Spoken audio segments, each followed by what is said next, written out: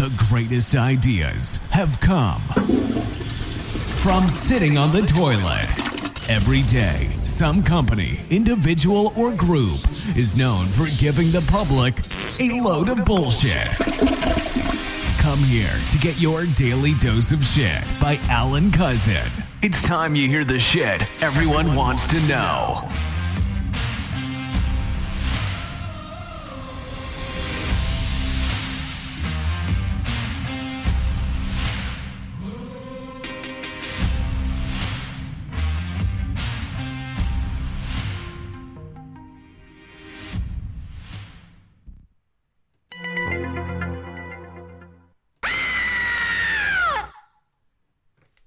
Happy New Year, everybody. This is Alan Cousin, your host of the Daily Dose of Shit for 2023. Yes, we actually made it to 2023. Can you believe it? 2022 was scary. 2021, of course, even worse. And 2020 was, well, we don't even want to think about 2020. But here we are, 2023. We've made it. Hopefully a better year for everyone. We hope, right? But today, I was on my golden throne, on my ivory throne, as some people would call it, and just kind of sitting there for a little bit. And then after I was about to get up, I had this really thought, because it kind of makes me go, And that thought is, I was talking to a friend of mine, right? And of course, I'm a financial consultant. And of course, as you know, I'm owner of a media broadcast, but I'm also a financial consultant. So I do deal and dabble in stock market, and I dabble in 401ks and helping people with their income and, money management skills, and, finding ways of accurately paying their bills on time and so forth. So, and I'm also a life coach. So I also help people to find a better form of life and actually improve themselves when opportunity allows it. But we're going to focus on the financial part for a moment. So here I am, right? I'm a financial consultant. I was talking to my friend. We were just kind of chilling and everything. And, he works and has an Amazon contract. So, he kind of does a lot of deliveries and so forth. And he said something that was really funny to me. I mean, it was like kind of like hilarious in a way. He said, Alan, how he was talking about us going into a stock market crash and, having a recession and so forth. I don't think it's going to happen now. And I mean, he really said it so direct and so straightforward. Like, yeah, it's not going to happen. It's done. Everything's back to normal. It's good. And I just looked at him for a moment. I just was like, is he serious? So I asked him, I said, so wait, you don't think we're going to have a stock market crash, and you believe that even though we're in a recession, it's getting better? And he was like, oh yeah. I mean, people are buying things, and, my route is doing well, and I'm making money delivering things. So, I mean, yeah, I think things are for the better, and things are good. And I think overall, yeah, things are going to turn out just fine.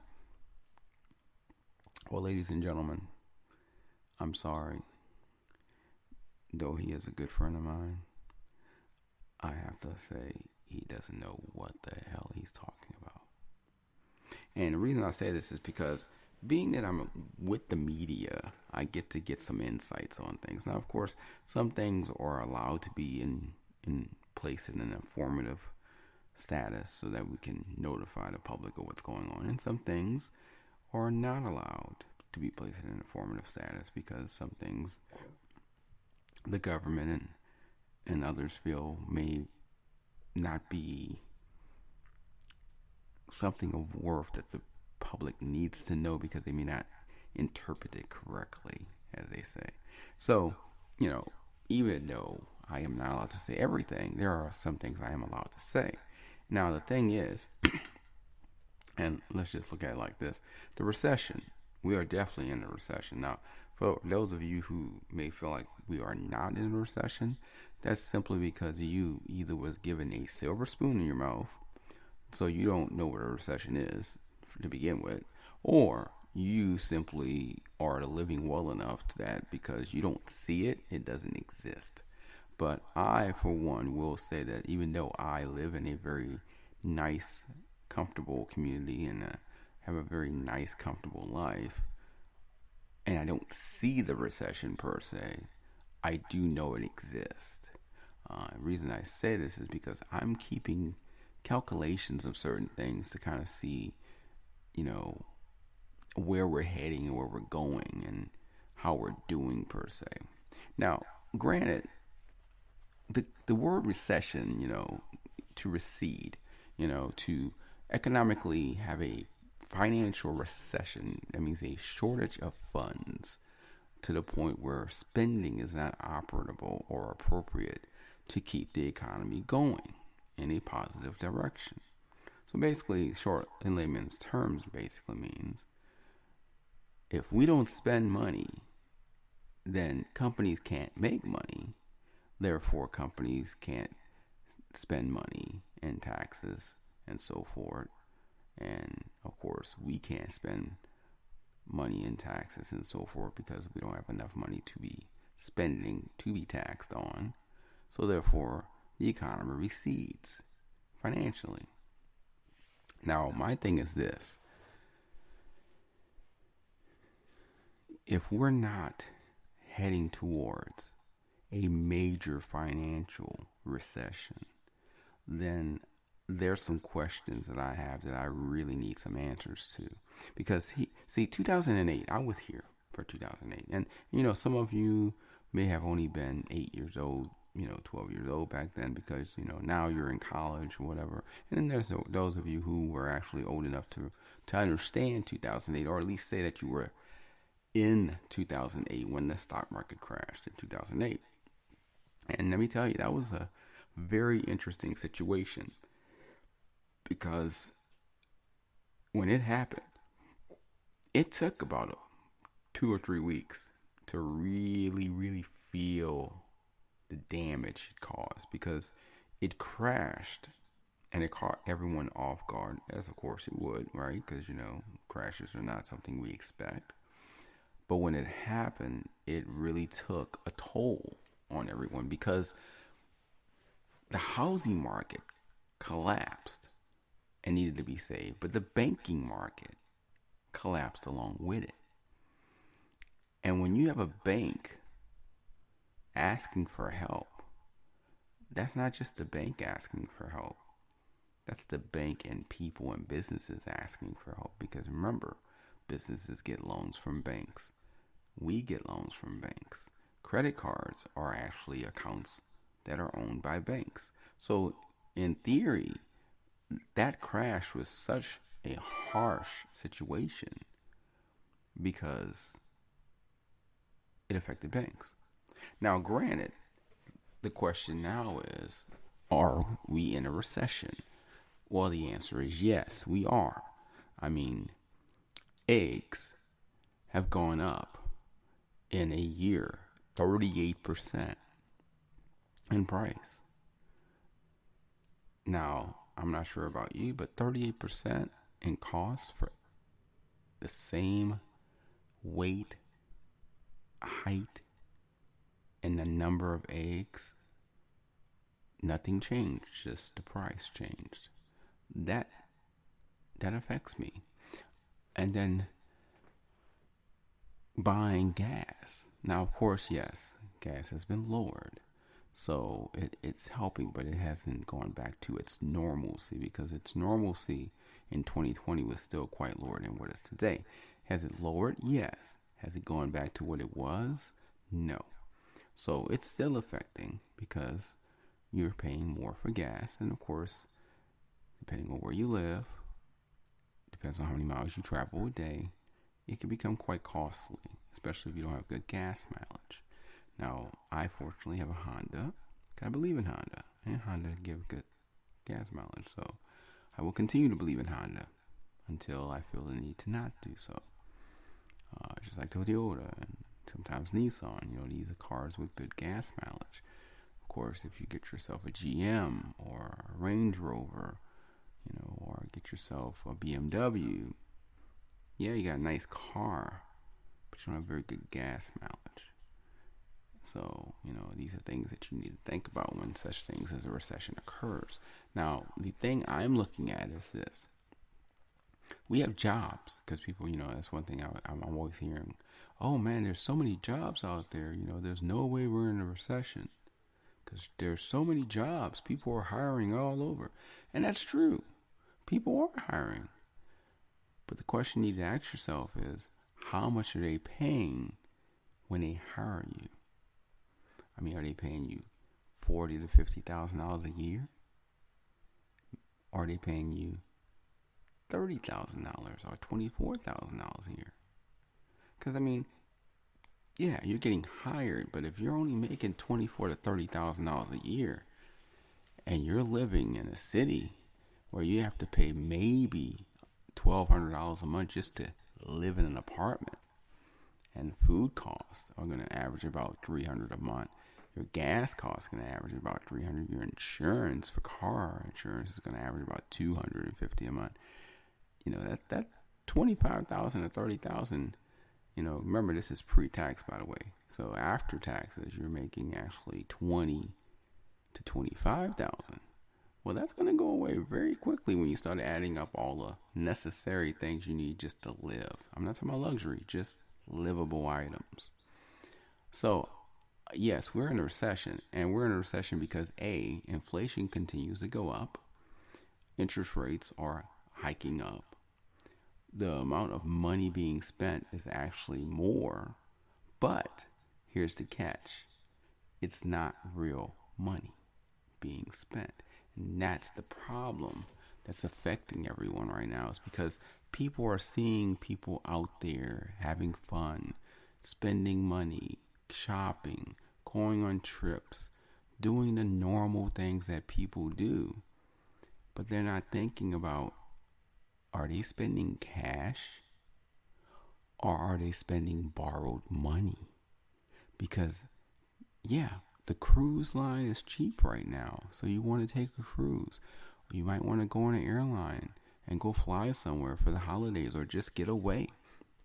Totally get you. Totally understand. I do it myself.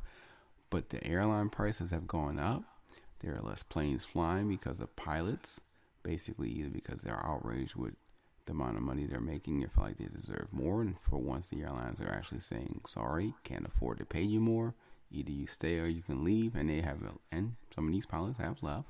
So, of course, that's going to cause shortages in flights because, like American Airlines alone just stated that they're actually going to cancel several flights in several cities because of pilot shortage. Because American Airlines basically has told their pilots, this is the most we can give you, take it or leave it. And some of those pilots said no, and they have left. And American Airlines is like, well, we're still going to run, just with less pilots and less planes. Now, the other thing you have to think about, which we don't think about, is credit cards. Credit cards are a bank account, basically, but it's a loan. That means you are utilizing the bank's money daily to make purchases, and you're promising to pay them back.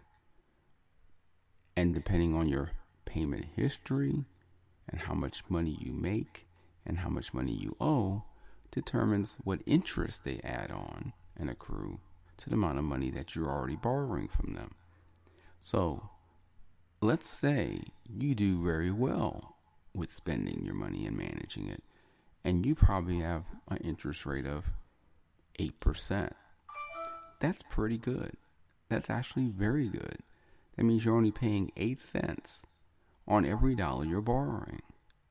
But let's say you're not doing so well, or you owe a lot of money. Your interest rate might be 25%. Well, that's bad.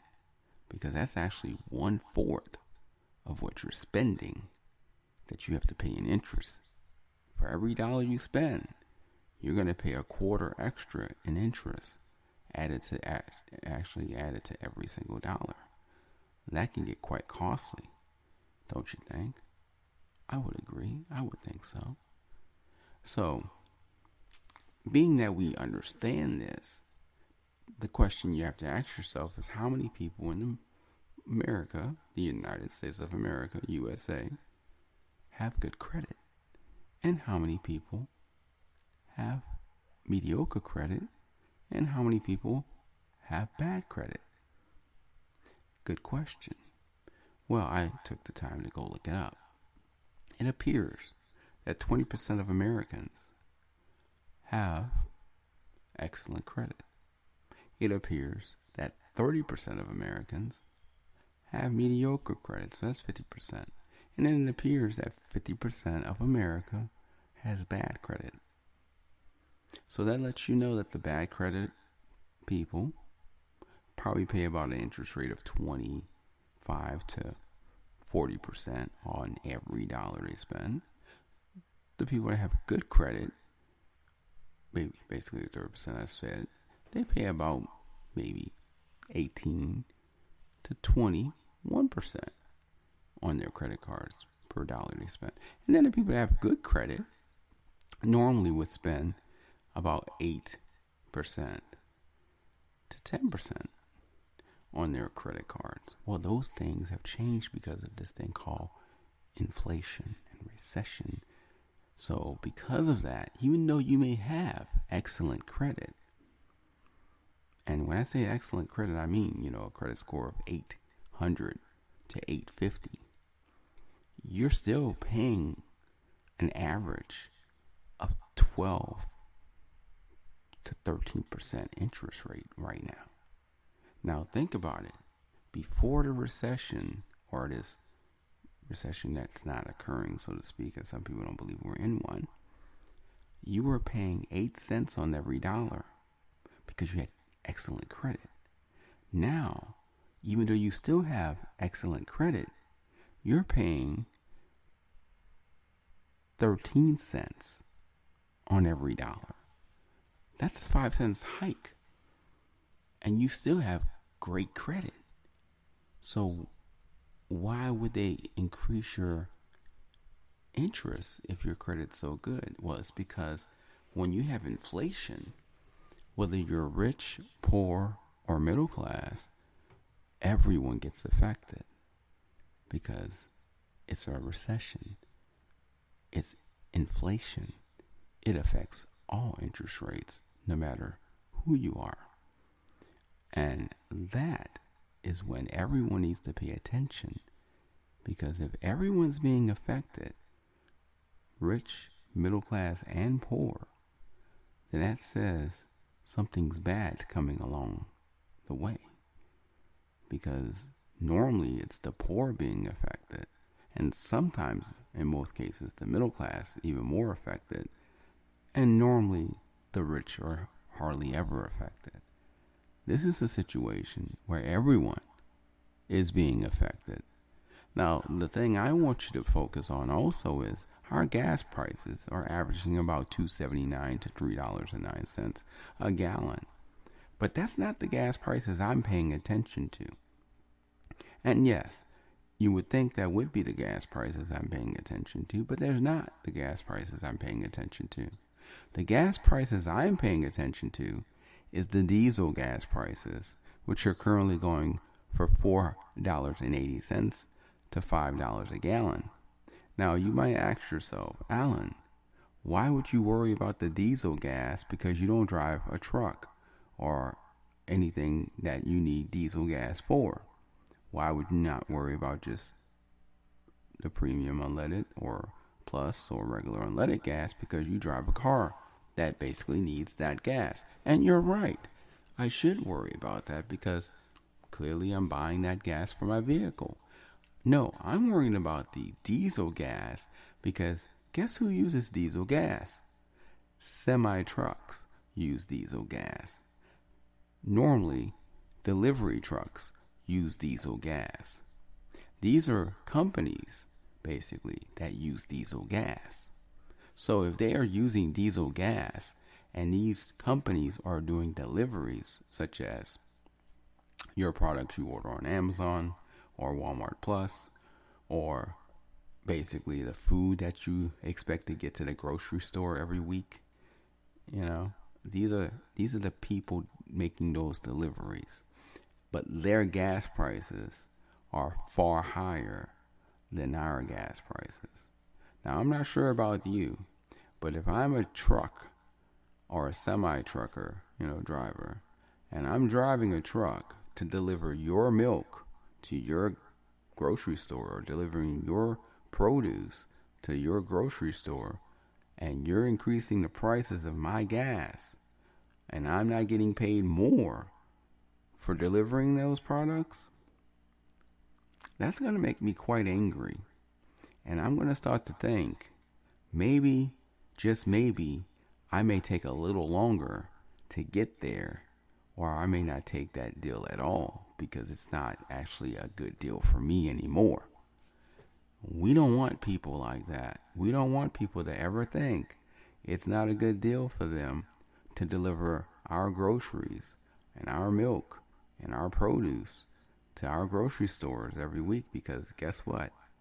We kind of need them. It would really, really affect us all if it didn't get there by the end of the week. You know what I'm saying? I think you would agree. Now, other than that, why else would I think we're in a recession? Well, let me count the ways, shall I? Ha ha ha.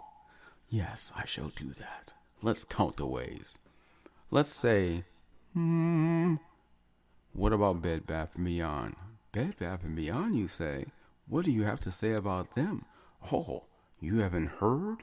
Bed Bath & Beyond, the place that sells candles, the place that sells cosmetics, the place that sells household goodies and all those little beautiful, smelly, oh so sweet items, is going into bankruptcy. And most of their stores actually have shut down as we speak. And there is no more stores of Bed Bath & Beyond to go to. You don't say. Oh my God, how could that happen, Alan? Because they sell candles.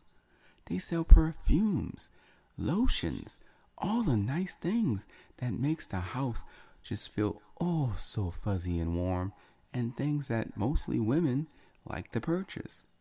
I know. How could that happen? Maybe because women don't have enough money to spend anymore. Maybe because a lot of women quit their jobs in 2020 and decided to go back to being a housewife or start their own business and doesn't make as much. Or maybe the sugar babies out there, yes, I did say the sugar babies out there, don't have the sugar daddies giving them a high amount of allowance as they used to actually buy these nice, pretty things that they're normally used to buying. So they have to cut back on their budget because their sugar daddy said, sorry, my stock didn't do too well this month. You only get this much instead. Very possible, very plausible, and pretty much very true. And then, hold on, hold your horses. Is that the only store we know of? Well, Alan, I hate to say it, and I can't believe I'm about to speak it, but unfortunately it's not, sir. Really, what other stores closed? Please, tell me. I'm all ears. I'm listening. I must know. Well, since you must know. Macy's. What? Yes. Let me finish. Macy's department stores. All of Macy's department stores are officially closing this year. No, it can't be. Tell me you're lying. I wish I could, but I'm not. Now think about it. This is Macy's now. I mean, granted, yeah, we shop at JCPenney's, we shop at Dillard's, we go to Bloomingdale's and other stores. But Macy's, everyone, Macy's. This is the place that, Macy's with the parade in New York and people have, gone to Macy's for years because they give great sales on fashion and shoes and jewelry and perfume. And now they're going to give you nothing because they're going to be closed permanently. And I would love to say, oh, it's not going to get worse. Guess what? It's going to get worse. Really fast, really quick, and really bad. And trust me when I say layoffs are coming. And layoffs are coming really fast. And yes, you see those now hiring. But those are in the mom and pop stores. Those are in the little franchise Burger King, Wendy's, and McDonald's and Chick-fil-A. But those are not in the corporations, major corporations. Yes, there are people hiring right now. I get it for seasonal, and there are people hiring for jobs. But trust me, not a lot of them are out there. They're looking for experienced people. They're looking for people that are ready to work, willing to work, and will make sure that they get their money back for every dollar they spend on that employee. So, basically, yes, there's some jobs out there, but not enough to cover because the inflation is kicking in, interest rates are still going up, and businesses don't like to lose money. So businesses have to find a way to survive and float until things get better. And there's really only one way to do that. It's called cut expense, or as they say, cut the fat.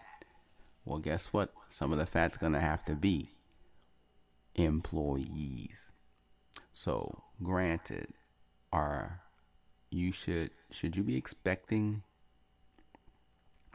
layoffs in 2023?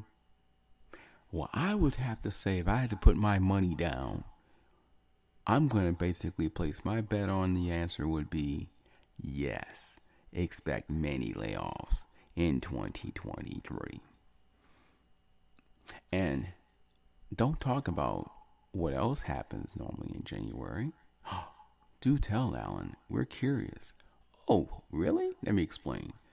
January, and if not January, normally March, you will normally have leases, apartment leases that is, renew for contract. Meaning that when these apartment leases renew for contract, they're going to, I think you already know the answer, increase the rent on your current apartment. Now, granted, many people may say, well, I'm not going to pay this. But then think about it.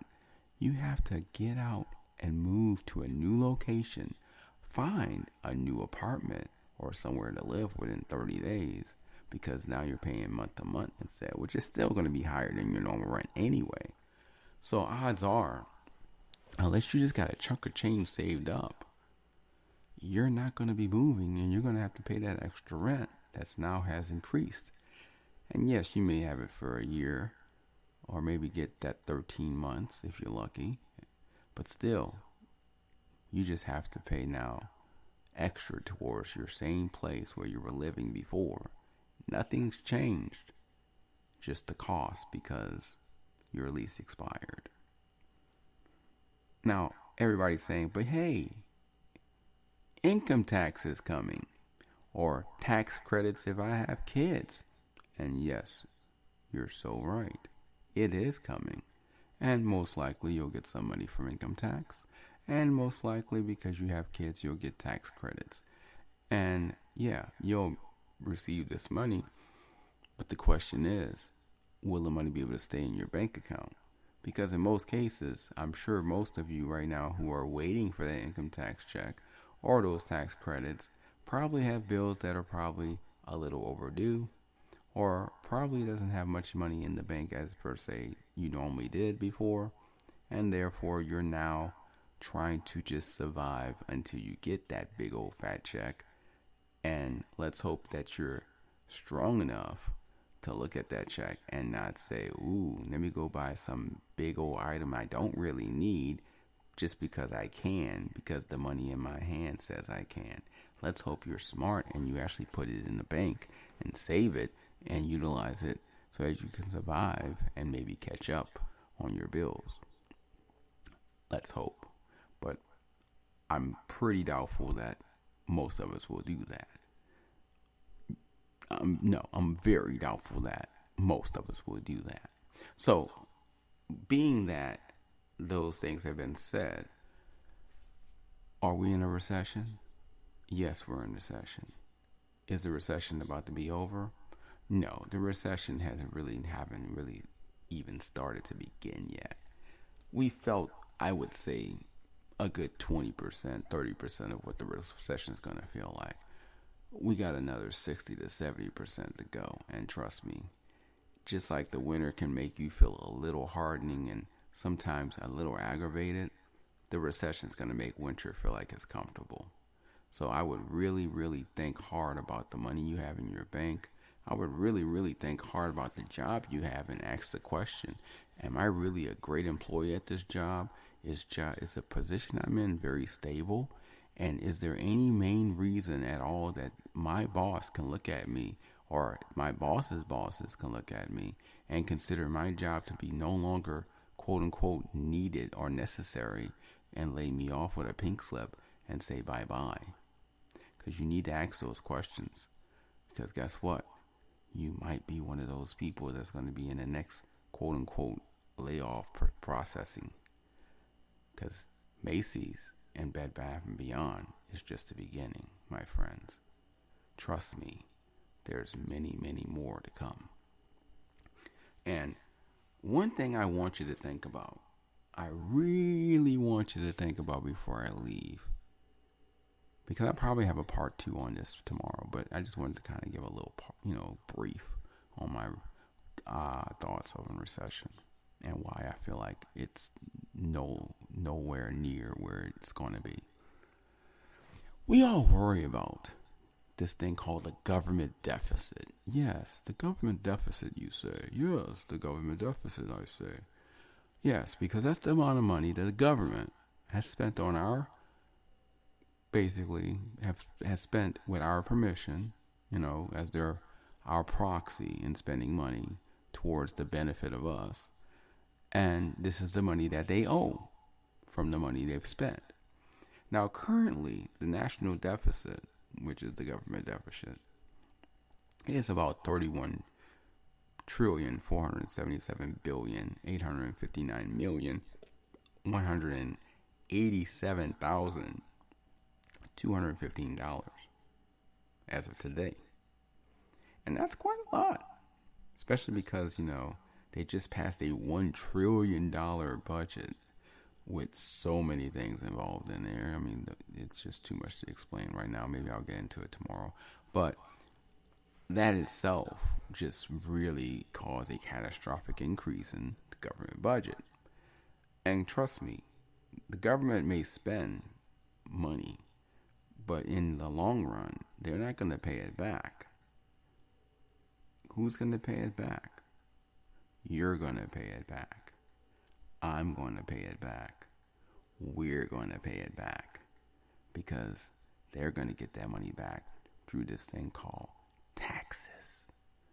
So just remember, every time they decide to increase the budget or they decide to add more money to the budget, just think about who's going to be the one responsible for paying this back. Because sometimes we don't think about that. And you know what? Sometimes we should. But this is the thing I want you to think about long and hard before I sign off. We owe almost $32 trillion in the government deficit in the United States of America. But do you ever ask yourself, is that the most highest deficit in the United States? And the answer, my friend, is no, it isn't. Because the deficit we really should think about sometimes? The deficit that we really never really pay attention to or even consider, or some of us probably don't even think about it as an existence, right? Well, I want to tell you what that deficit is. I'm going to tell you 2 of them. I'm going to tell you what the personal deficit is. And what I mean by personal, that means the money that you and I owe. People, citizens of America, basically. The money we spend because of credit cards that we promise to pay back, and because of loans that we promise to pay back, either for housing, cars, or just personal loans as well. Well, would you like to know what that number is? Did you know that there is such a thing as personal debt that's being calculated daily on how much we spend? Probably not. Probably didn't cross your mind, I'm sure. But I'm going to tell it to you anyway. So yes, the government has almost a $32 trillion deficit. That's the government. Well, ladies and gentlemen, guess what? Our personal debt, that's me, you, and every citizen in the United States of America, we currently owe $24 trillion in personal debt. Okay, I'm going to say that one more time for you, okay? We personally owe $24 trillion in personal debt. And this does not include student loans. That's a separate category. It includes your bank cards, your credit cards, your home mortgage, your car loan, car note, and your personal loans and your credit cards. That's what it includes. So all together now, we all owe about $24 trillion. Now, just so you can know how much we've really been spending these years, 2019, we only owed $16 trillion.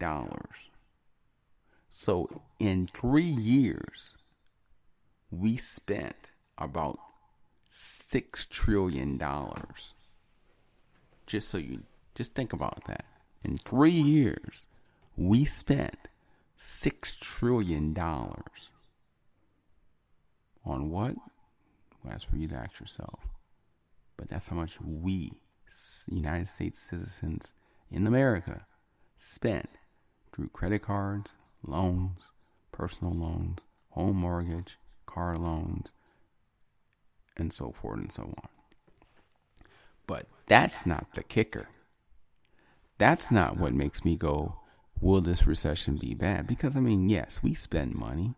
Yes, we make money. Yes, we'll probably always be in some form of debt because not all of us has the grandeur of knowing how to get out of debt sufficiently and win the lottery or whatever. No. But this is what we need to consider.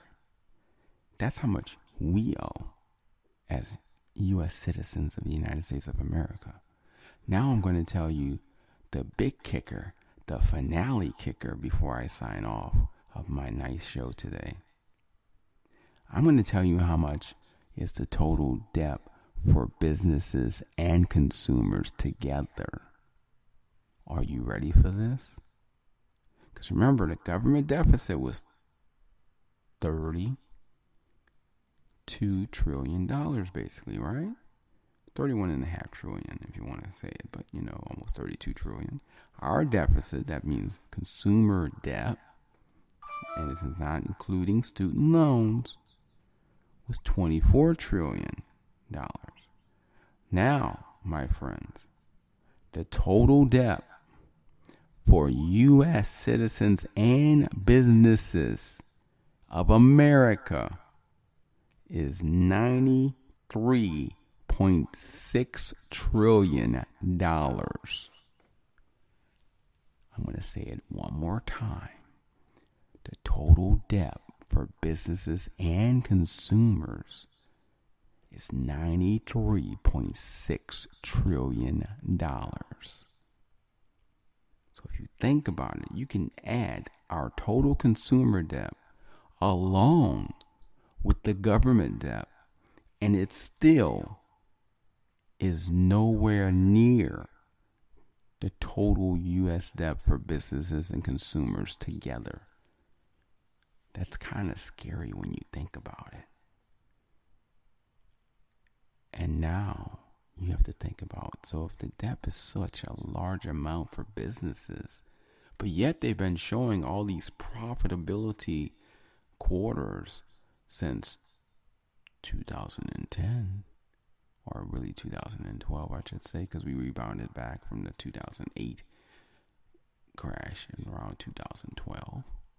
So now we've been showing this profitability in our quarters, and stock has been rising continuously, and S&P and Dow has just been going up forever and ever. And yes, they're dragging now, but basically since 2012, I mean, life's been splendid because we've always just been seeing prosperity and an increase in income and an increase in earnings and profits, right?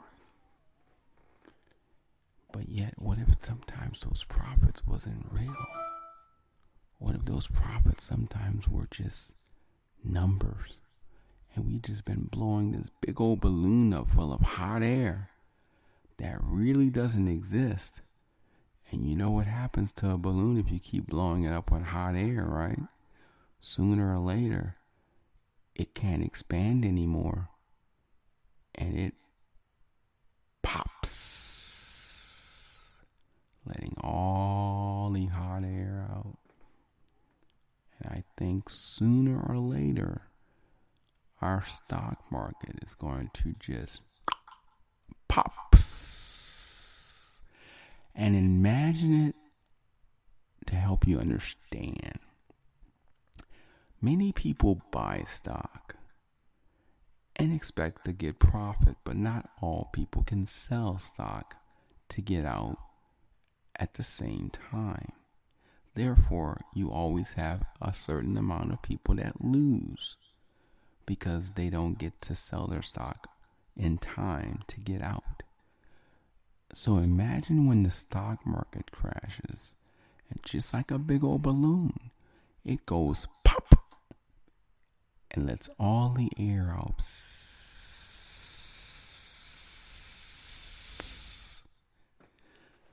And it's like you're in a movie theater and you're watching this great movie, right?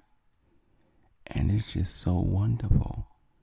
And then all of a sudden, there's a fire that breaks out in the movie theater. But guess what? It's a full theater.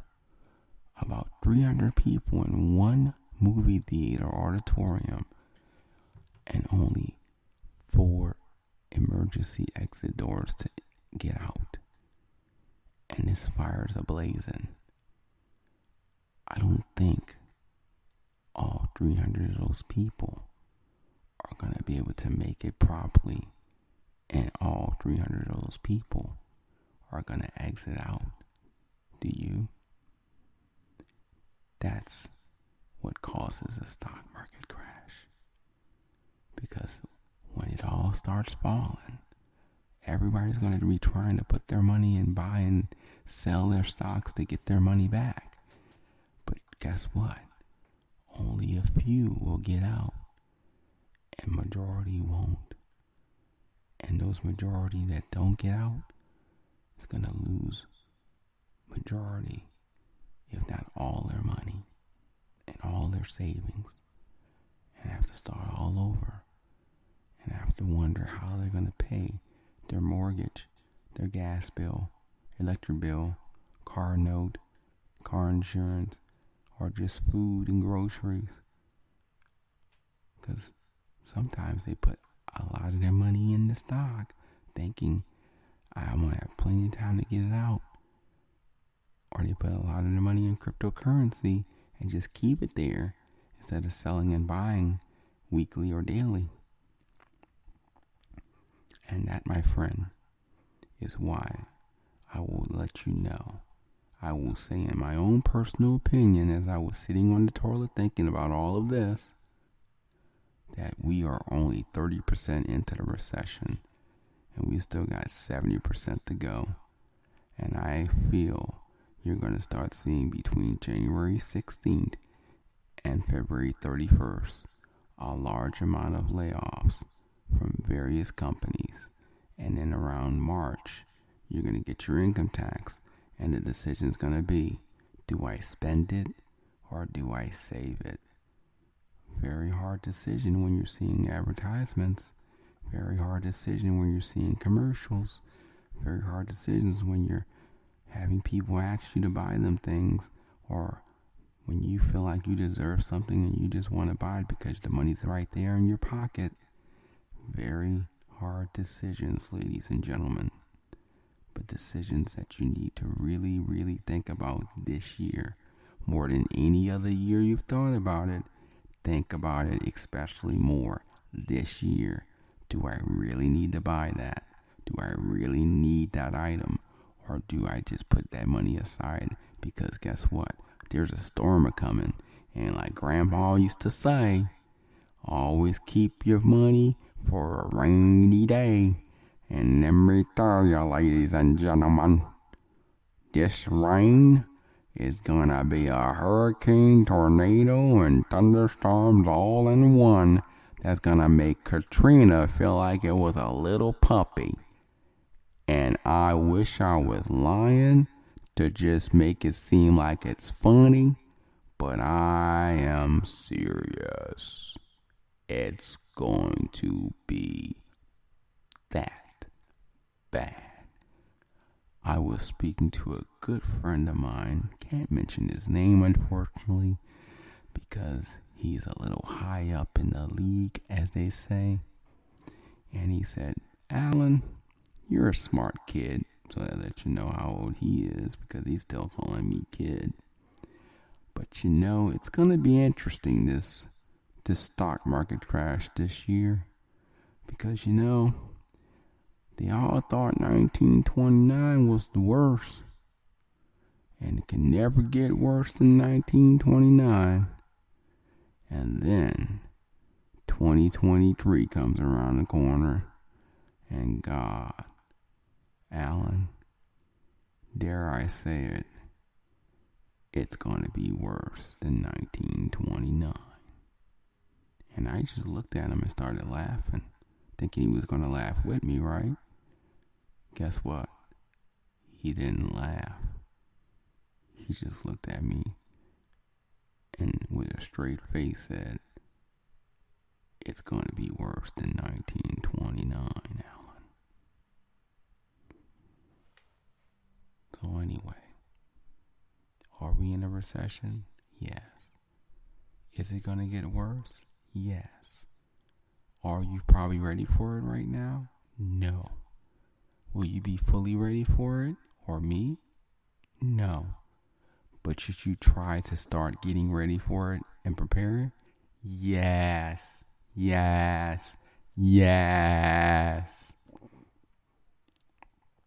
So you heard it from me, Alan Cousin, the man who sits on the toilet thinking about who knows what, just because he can, talking to you today as he was sitting on the toilet, thinking about the recession and the stock market crash to come, and how many of us will probably lose our homes, our cars, our jobs, and who knows what else. And I don't want that to happen, and I'm pretty sure you don't either. So let's think about this for a moment, and let's really question whatever we buy from this day forward, and start seeing how much we can start save. Because guess what? You're going to need every penny you can that you've saved, and probably more. Well, this is Alan Cousin from your first show in 2023 of your daily dose of shit. And I look forward to talking to you tomorrow. And maybe I may finish up on this recession thing, or who knows. Maybe I might sit on the toilet and think about something even better, or something even newer, or something even weirder. Hell, it's me. You never know what I'm going to talk about. So anyway, it was nice talking to you. Hope you enjoyed it. Hope you learned something from it. And anyway, have a great day. And always remember, there's stupid people around everywhere. So just smile, because most likely you're not one of them. Have a great one. Thanks for listening to your Daily Dose of Shit Talk Show. If you have some insights, questions, or information of bullshit to pass on, please email us at momentousevents@aol.com. Make sure to come back daily to hear some new shit about money, business, life, and who knows what else. As I take a dump on the toilet.